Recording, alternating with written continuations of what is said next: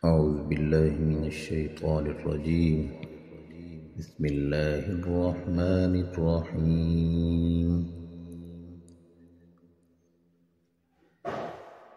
أقم الصلاة لدلوك الشمس إلى غسق الليل وقرآن الفجر إن قرآن الفجر كان مشهودا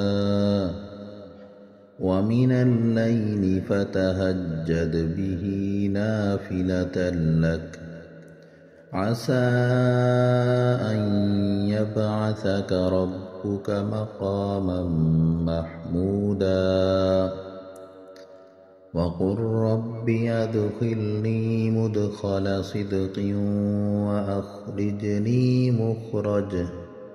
مخرج صدق واجعل لي من لدنك سلطانا نصيرا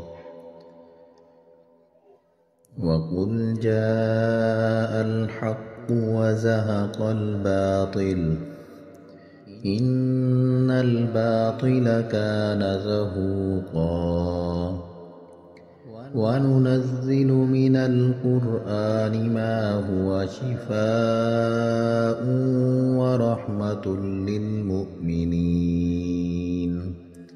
ولا يزيد الظالمين إلا خسارا وإذا أنعمنا على الإنسان أعرض ونأى بجانبه وإذا مسه الشر كان يئوسا